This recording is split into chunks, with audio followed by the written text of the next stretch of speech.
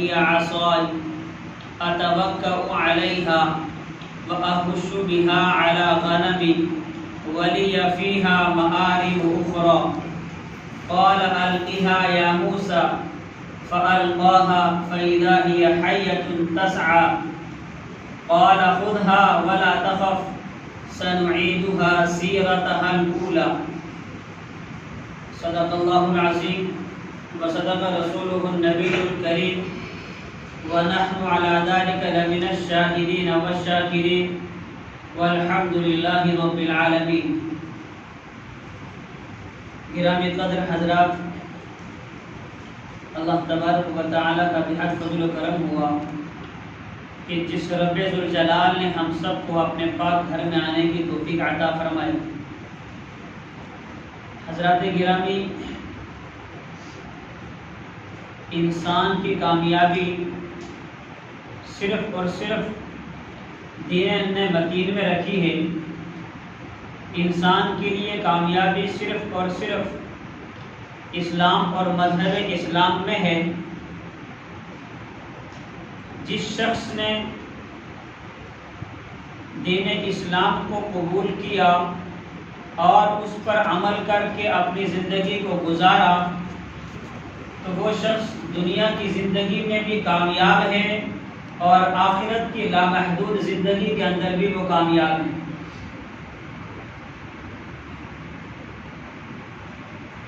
ہماری جو آنکھ دنیا کو دیکھتی ہے، دنیا کی کامیابی کو تلاش کرتی ہے، اس آنکھ کے دیکھنے میں دھوکہ یہی ہے کہ جو بظاہر ہمیں کامیابی نظر آ رہی ہے وہ چیزیں کامیابی نہیں ہوتی، اور جو چیزیں ہمیں نظر نہیں آتی، جن چیزوں کو ہماری آنکھ نہیں دیکھتی، اس پر ہمارا یقین اور اعتبار اور اعتماد نہیں ہے. وہ چیزیں ہیں کہ جس میں اللہ رب العزت نے کامیابی رکھی ہے. اللہ تبارک و تعالیٰ نے انسانوں کا یہ سلسلہ جب شروع کیا تو شروع دن سے لے کر آج تک اللہ تبارک و تعالیٰ نے انسان کی ہدایت کے لیے، انسان کی رہبری کے لیے، انسان کی رہنمائی کے لیے آپ نے برگزیدہ پیغمبر کو بھیجا، آپ نے نبی کو بھیجا، اور وقت کے نبی نے اپنی قوم کو یہ پیغام پہنچایا کہ اللہ کی بات مانو اور اللہ کے رسول کی بات کو مانو، دنیا اور آخرت میں کامیاب ہو جاؤ گے. چنانچہ حضرت موسیٰ علی نبینا علیہ السلام بنی اسرائیل میں بڑے ہی جلیل القدر پیغمبر ہوئے ہیں.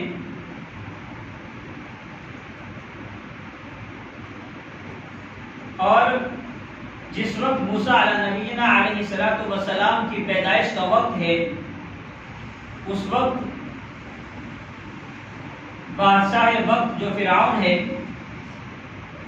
اسے کسی کاہن نے، کسی بتلانے والے نے یہ بتلا دیا کہ آپ کی بادشاہت کو خطرہ ہے. یہ جو بادشاہت آپ کر رہے ہو، اس قوم کے اندر ایک ایسا بچہ پیدا ہونے والا ہے جو بچہ آگے چل کے آپ کی اس تختے کو الٹ دے گا، آپ کی یہ بادشاہت ختم ہو جائے گی. چنانچہ بادشاہ نے اس کی بات کا یقین کر لیا اور پورے قوم کے اندر ایک اعلان کر دیا کہ جس کے یہاں بھی بچہ پیدا ہوگا تو اس کو زندہ نہیں رکھا جائے گا. قرآن کریم نے اس کو نوٹ کیا، وَإِذْ نَجَّيْنَاكُمْ مِنْ آلِ فِرْعَوْنَ، اور اس وقت کو یاد کرو جب ہم نے تمہیں آل فرعون سے نجات دلائی. وَإِذْ نَجَّيْنَاكُمْ مِنْ آلِ فِرْعَوْنَ يَسُومُونَكُمْ سُوءَ الْعَذَابِ وَيُذَبِّحُونَ أَبْنَاءَكُمْ وَيَسْتَحْيُونَ نِسَاءَكُمْ. وہ یہ کیا کرتے تھے آل فرعون کہ تمہاری عورتوں کو چھوڑ دیتے، تمہاری بچیوں کو چھوڑ دیتے، لیکن تمہارے جو بچے ہوتے تھے ان بچوں کو وہ قتل کیا کرتے. اس عذاب سے، یہ جو عذاب بنی اسرائیل پر آیا، اللہ تبارک و تعالیٰ بنی اسرائیل کو مخاطب کر کے فرماتے ہیں کہ اس عذاب سے ہم نے نجات دلائی، چھٹکارا دلایا۔ تو جب یہ فرعون نے پورے قوم کے اندر اعلان کر دیا کہ جس کے یہاں بھی بچہ پیدا ہوگا وہ زندہ نہیں رہے گا، اس کو بخشا نہیں جائے گا، اس کو چھوڑا نہیں جائے گا، اس کو رہنے نہیں دیا جائے گا، اس لیے کہ وقت کے بادشاہ کو اپنے لیے خطرہ تھا۔ تو اس نے یہ محسوس کیا کہ جس بادشاہت میں میرے لیے خطرہ بننے والی جو چیز ہے اس کو میں ہٹا دوں، اس کا صفایا کر دوں، اس کو ختم کر دوں، پوری قوم کے اندر جتنے بچے پیدا ہوتے تو اس کو قتل کروا دیا جاتا، یہاں تک کہ سینکڑوں بچوں کو جو ہے قتل کروا دیا۔ اور اسی دوران اللہ رب العزت کی کاراگری کو دیکھیے، اللہ رب العزت کی قدرت کو دیکھیے کہ اللہ رب العزت نے جو ہے کس طریقے سے موسیٰ علیہ نبی علیہ السلام کی پرورش کی ہے، ان کی پیدائش ہوئی ہے، اور فرعون کے یہاں جو ہے انہوں نے اپنا بچپنا گزارا ہے۔ چنانچہ موسیٰ جو ہے ان کی والدہ کے یہاں ایک بچہ پیدا ہوتا ہے جن کا نام موسیٰ ہے۔ اب جو ہے والدہ پریشان ہو جاتی ہیں کہ وقت کے بادشاہ نے جو ہے حکم کیا ہوا ہے کہ بچے کو بخشا نہیں جائے گا، چھوڑا نہیں جائے گا، اب اس بچے کو کس طریقے سے بچایا جائے، چھپایا جائے۔ چنانچہ انہوں نے صندوق میں ڈال کر بچے کو دریا میں ڈال دیا، اور وہ صندوق، جس صندوق کے اندر بچہ تھا، وہ صندوق دریا میں بہتا چلا گیا، اور بادشاہ اور اس کی بیوی آسیہ سیر و تفریح کے لیے دریا کے کنارے ٹہل رہے تھے۔ ان کی نظر ایک صندوق پر پڑی۔ جب انہوں نے دیکھا کہ ایک صندوق دریا کے کنارے چلتا آ رہا ہے، آسیہ نے کہا فرعون سے کہ یہ جو صندوق، یہ جو لکڑی آ رہی ہے، اس کو پکڑنے کا حکم دیا جائے، اس کو پکڑ کر لایا جائے، اس کو دیکھا جائے کہ یہ کیا چیز ہے۔ جب اس صندوق کو وزراء کے ذریعے پکڑا گیا اور اس کو دربار میں لایا، اس کو کھولنے کے بعد دیکھتے ہیں کہ معصوم سا بچہ اس صندوق کے اندر ہے۔ اور آسیہ کہنے لگی کہ اس بچے کو ہم گود لے لیتے ہیں، اس بچے کو اپنا لیتے ہیں، اس لیے کہ ہمارے یہاں کوئی اولاد ہے نہیں۔ فرعون نے کہا کہ یہ تو وہی وقت ہے جس وقت بتانے والے نے بتلا دیا ہے کہ آپ کی بادشاہت کو خطرہ ہے، کسی بھی بچے کو بخشا نہیں جانا چاہیے، لہذا ہم اس وقت میں، اس کٹھن دور میں جب ہمیں اپنا ہی خطرہ ہو، ہم کسی بچے کو اپنی گود کیوں لیں، نہ جانے کس کا بچہ ہوگا۔ آسیہ نے کہا جو مسلمان ہے، جس نے ایمان قبول کیا تھا، وہ کہنے لگی بادشاہ سے، فرعون سے، اپنے شوہر سے کہ نہیں، یہ تو بہتا ہوا صندوق میں ملا ہوا بچہ ہے، ہمیں اس کے نہ باپ کا پتہ، نہ اس کے خاندان کا پتہ، نہ جانے کس کا ہو سکتا ہے، اس کو ہم اپنانے کے بعد اپنا بچہ بنا لیں گے، لہٰذا ہمیں اپنے بچے سے کوئی خطرہ تو ہوگا نہیں، اس کو ہم اپنا لیتے ہیں، گود لے لیتے ہیں، اس لیے ہمارا کوئی بچہ نہیں ہے۔ اب جو ہے آسیہ نے اس کو اپنے گود لے لیا، پالنا اور پوسنا شروع کر دیا، لیکن جب اس معصوم سے بچے کے دودھ پلانے کی باری آتی ہے تو معلوم یہ ہوتا ہے کہ جتنے اس قوم اور قبیلے اور خاندان کے اندر اور اس کی بادشاہت کے اندر جتنی دودھ پلانے والی عورتیں تھیں، سب کو دعوت دے دی گئی کہ بادشاہ کے یہاں ایک بچہ ہے اور اس بچے کو دودھ پلانا ہے۔ جتنی دودھ پلانے والی مائیں تھی، ہر ایک نے آنے کے بعد میں سوچا کہ ہماری تو نوکری لگ جائے گی، بادشاہ کے یہاں سے ہمیں خرچہ ملنا شروع ہو جائے گا، دودھ پلانے کی کوشش کرتے رہے، لیکن وہ بچہ کسی کا دودھ پکڑنے کے لیے تیار نہیں ہوا، کسی کا دودھ نہیں پیا۔ بالآخر جو موسیٰ کی حقیقی ماں ہے ان تک بات پہنچتی ہے کہ دربار میں، بادشاہ کے دربار میں ایک بچہ ہے، اس کو دودھ پلانا ہے۔ کہا میں تو غریب ہوں، مجھے کہاں وقت ہے بادشاہ کے یہاں جانے کا، چلو چلتی ہوں۔ جب بادشاہ کے یہاں پہنچی تو بادشاہ کو معلوم ہوا کہ یہ کوئی عام عورت ہے، غریب ہے، یہ بھی دودھ پلانا چاہتی ہے، اتنی عورتیں آ کر چلے گی، آخر اس کو جو ہے دیکھ لیا جائے، اگر اسی کا دودھ پکڑنا شروع کر لیتا ہے، اگر بچہ اسی کا دودھ پی لیتا ہے، جہاں ہزاروں لاکھوں عورتیں آ کر واپس چلی گئی ہیں، اب اس کو بھی دیکھ لیتے ہیں۔ چنانچہ موسیٰ جو ہے انہی کے بچے تھے، ماں نے اپنے بچے کو گود میں اٹھایا، دودھ پلانا شروع کیا، بچے نے دودھ پینا شروع کر لیا، بادشاہ خوش ہو گیا، آسیہ خوش ہو گئی، اور اب جو ہے بادشاہ نے کہا کہ آپ کو یہیں رہنا ہوگا، آپ کو جو تنخواہ ہوگی، آپ کی جو نوکری ہوگی، جو ملازمت ہوگی، وہ یہیں پرماننٹ ہو جائے گی، آپ نے ہمارے اس بچے کو دودھ پلانا ہے۔ تو ماں نے کہا میرے پاس تو وقت نہیں ہے کہ میں یہاں رہوں، بچے کو دودھ پلاتی رہوں، میں جو ہے اس بچے کو اپنے گھر میں لے جاؤں گی، وہاں پر دودھ پلاؤں گی، جب دودھ کی مدت ختم ہو جائے گی تو میں واپس کر کے چلی جاؤں گی۔ کہا نہیں، آپ کو یہاں رہنا ہے۔ چنانچہ دودھ پلانے کی مدت وہیں مکمل کی اور ان کی والدہ چلی گئی، یہاں تک کہ بچہ بڑا ہوا، کھیل کود شروع ہوئی، اور اس بچے نے جس بادشاہ نے داڑھی رکھی ہوئی تھی، آج ایمان والا داڑھی رکھنے سے جو کترا رہا ہے، وقت کا بادشاہ فرعون جو اتنا ظالم بادشاہ تھا، اس نے بھی داڑھی رکھی تھی۔ اب اس بچے نے بادشاہ کی داڑھی کو پکڑا اور نوچا، بادشاہ کو غصہ آ گیا، تاکہ اس بچے نے اتنی ہمت کر لی ہے، ابھی اتنا چھوٹا بچہ ہے، اتنی ہمت کر لی ہے کہ بادشاہ وقت کی داڑھی پکڑی، یہ تو آگے چل کے میرے لیے خطرہ یہی بن سکتا ہے۔ آسیہ نے کہا نہیں جناب، یہ تو بچہ ہے، معصوم ہے، اسے کیا معلوم بادشاہ کون ہے، باپ کون ہے، ماں کون ہے، داڑھی پکڑنا ہے یا نہیں، یہ تو کھیلتا ہوا بچہ ہے، نہیں، میں جب تک یقین نہیں کروں گا تب تک اس کا امتحان نہ لے لوں۔ چنانچہ بادشاہ نے وقت پر اس کا امتحان لیا، اس لیے کہ یقین نہیں آ رہا تھا، تو امتحان اس طور پر لیا کہ بچے کا امتحان یہ ہوگا، ایک طرف پھول رکھ دیا جائے گا، ایک طرف آگ کا انگارہ رکھ دیا جائے گا، اگر یہ واقعتاً بچہ ہے، اس میں بچپنا ہے، تو یہ پھول کو نہیں بلکہ انگارے کو ہاتھ لگائے گا، انگارے کو منہ میں ڈالے گا، ہمیں معلوم ہو جائے گا کہ یہ معصوم بچہ ہے، اسے تو کوئی معلوم نہیں ہے۔ جب دونوں چیزوں کو رکھا گیا، بچے نے آگ کے انگارے کو اٹھایا، منہ میں ڈالا، اپنی زبان جل گئی، اور جو ہے آسیہ نے کہا کہ آپ نے تو بچے کی زبان جلا دی، آپ نے تو جو ہے بہت بڑا ایسا کام کر دیا، بچے کے امتحان کے لیے یہی چیز ملی تھی آپ کو۔ کہا کہ ہاں، اب مجھے احساس ہو گیا کہ یہ وہ بچہ نہیں ہو سکتا۔ اور یہ مدت کے گزرنے کے بعد میں ایک وقت آیا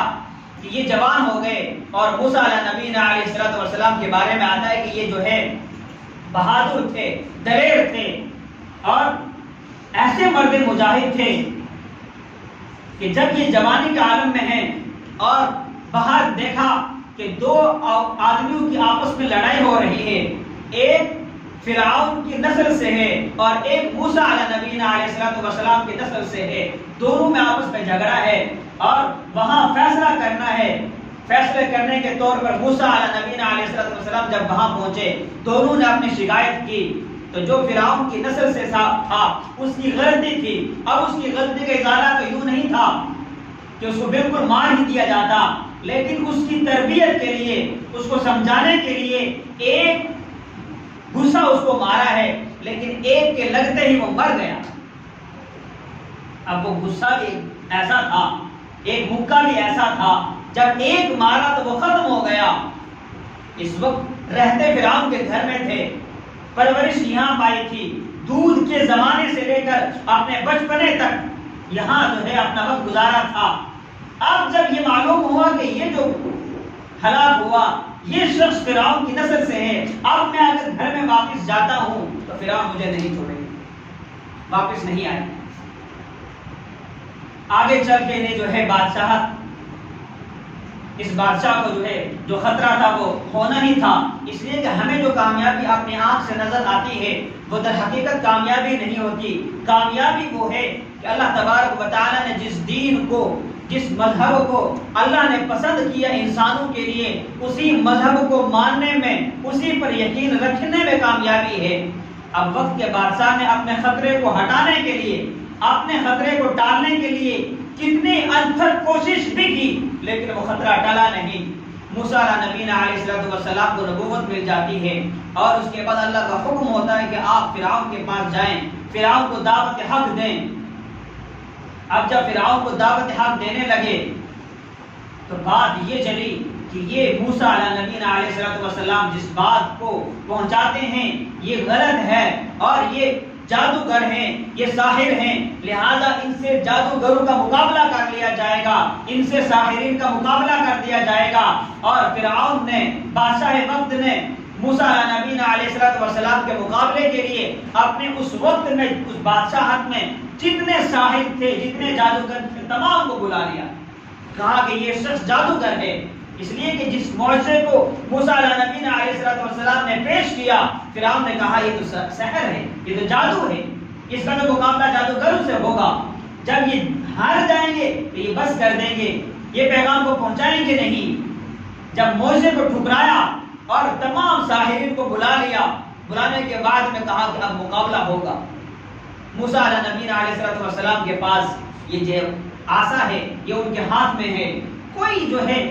سحر کو نہیں جانتے، کوئی جادو کو نہیں جانتے، کسی چیز کا کوئی عطا پتہ نہیں، پیغام حق لے کر فرعون کے دربار میں پہنچے ہیں، پیغام حق پہنچانا چاہتے ہیں، اور ادھر جو ہے فرعون نے تمام ساحرین کو بلا لیا، تمام جادوگروں کو بلا لیا۔ اب فرعون کے دربار لگا ہوا ہے، یہاں جیت اور ہار کا مسئلہ ہے۔ موسیٰ جو ہے کچھ جانتے نہیں، اللہ کے نبی ہیں، اللہ کے پیغمبر ہیں، اللہ کی بات کو پہنچانا چاہتے ہیں، حق بات کو جو ہے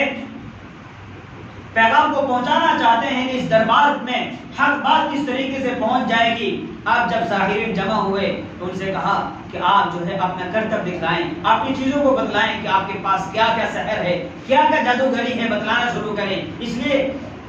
شروع اس نے کروایا، اس لیے کہ جو باطل ہوتا ہے وہ پہلے آتا ہے، اسے ختم ہونا ہوتا ہے، حق بعد میں آتا ہے، حق کو رہنا ہوتا ہے، حق کو غالب آنا ہوتا ہے۔ اس وقت آپ دنیا کے حالات دیکھیں، عالم اسلام میں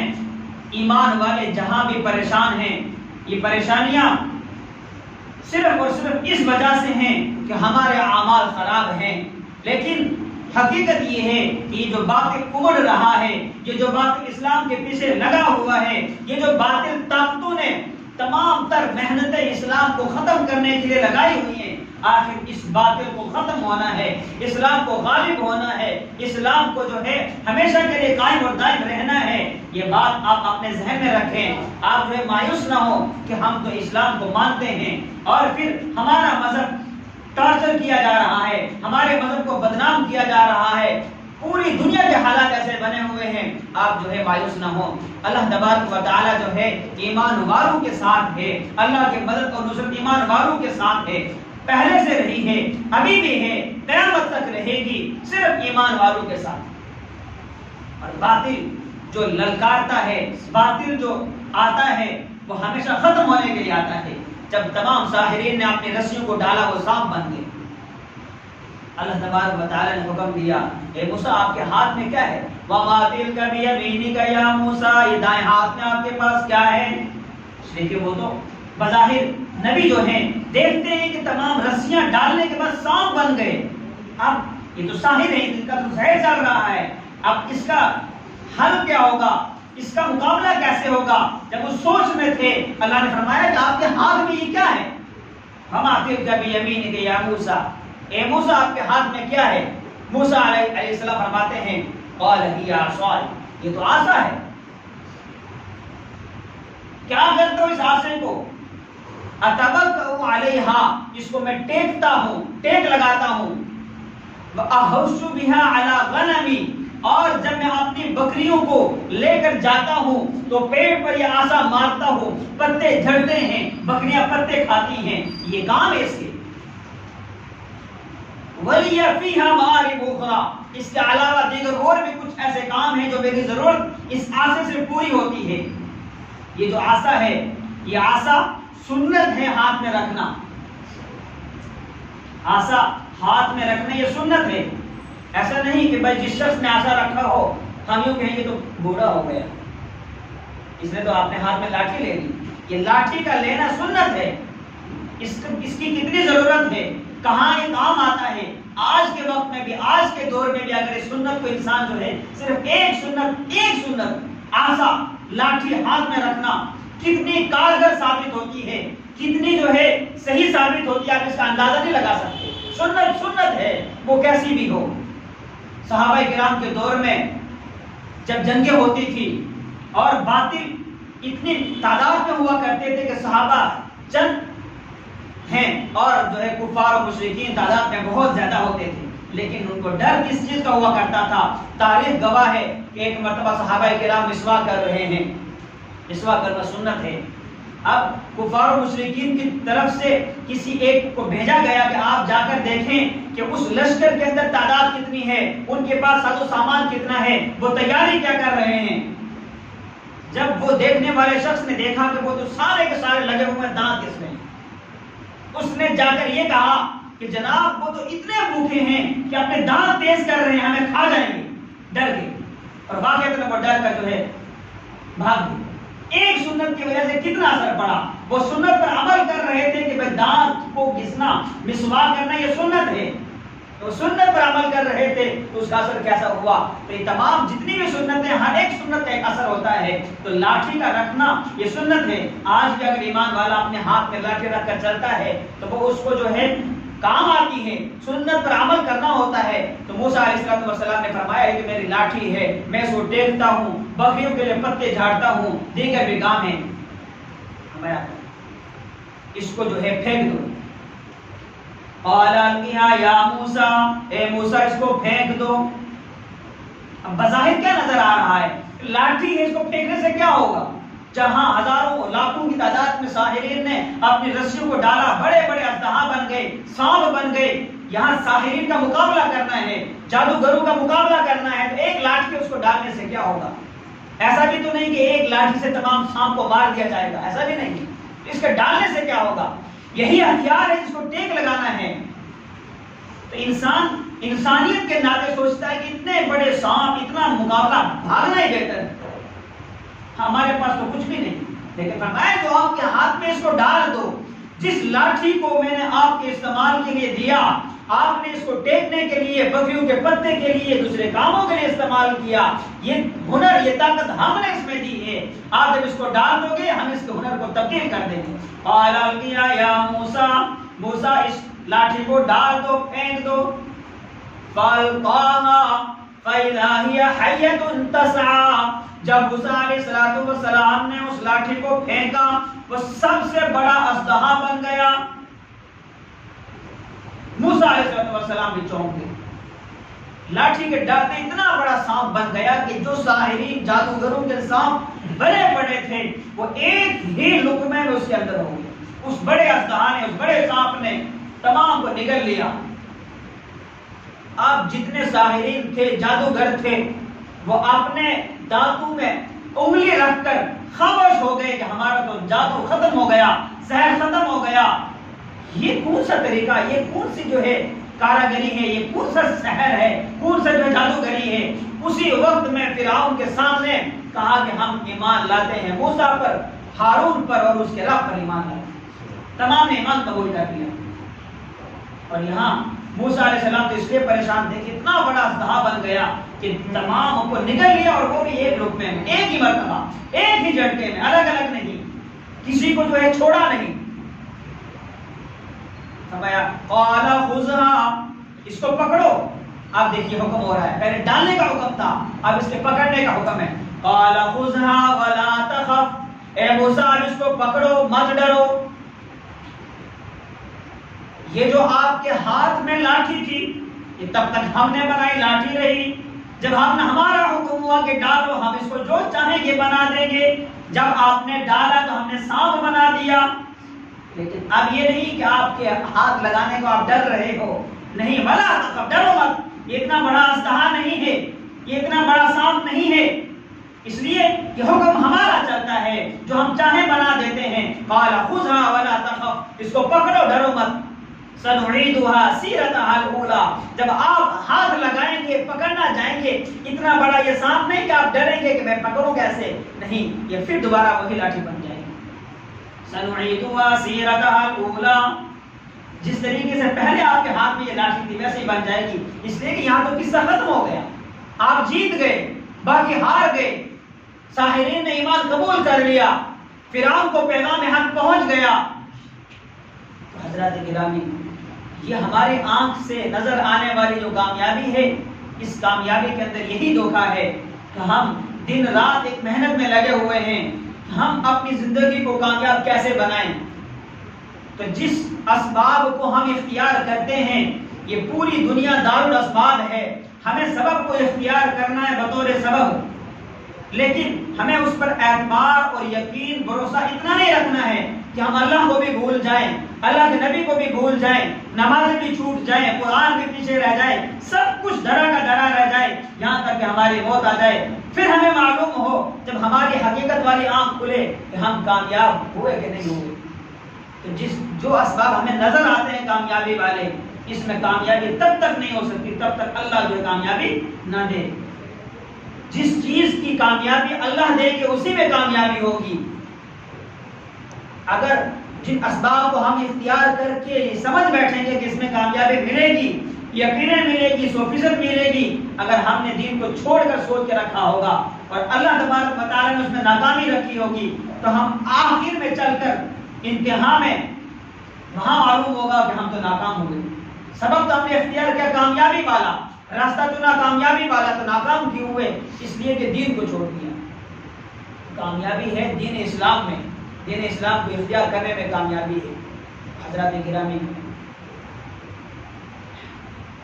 قرآن مقدس کی تعلیم کیجیے، نمازوں کا اہتمام کیجیے، اور جو حضرات قرآن کریم کو سیکھنا چاہتے ہیں تو یہاں پر آپ آ سکتے ہیں عشاء کی نماز کے بعد دیر رات تک، جب آپ اپنے کام سے، اپنے ضروریات سے، اپنے جو ہے دیگر مسائل و وسائل سے فارغ ہو جائیں، اس کے بعد آپ یہاں پر آنے کے بعد اپنا وقت دیں اور قرآن سیکھنے کا جو ہے آپ کو موقع ہے، آپ قرآن سیکھیں، نماز سیکھیں، ضروری چیزیں سیکھیں، اور آپ کے گھروں میں آپ کے جو ہے فرزند ہیں، آپ کے بچے ہیں، ان کو آپ قرآن کریم سکھلائیں، قرآن کریم بتلائیں، پڑھائیں، اس کا جو ہے انتظام کریں، اس کا بندوبست کریں، اس لیے کہ ہم دنیا کی جن چیزوں میں مصروف ہیں یہ ایک نہ ایک دن ختم ہونے والی چیز ہے، اور جو ہماری کامیابی ہے وہ آخرت کی کامیابی ہے۔ اگر ناکام ہوئے تو بھی لامحدود، کامیاب ہوئے تو بھی لامحدود زندگی ہے، اور یہ جو زندگی یہ محدود ہے، 60 سالہ زندگی، 80 سالہ، 100 سالہ زندگی، اس سے پہلے کی قومیں 1000 برس جیا کرتی تھی لیکن وہ بھی چلی گئی، طاقتور سے ہم سے زیادہ تھی وہ بھی چلی گئی، اور ہائٹ میں ہم سے بہت زیادہ تھی وہ بھی چلی گئی، تو ہم نے بھی جانا ہے، اور ہم نے اس دنیا میں رہ کر آخرت کو کامیاب بنانا ہے۔ وہ اسی طور پر ہوگا جب ہم دین اسلام پر عمل کریں گے۔ سبحان ربک رب العزت عما یصفون وسلام علی المرسلین والحمد للہ رب العالمین۔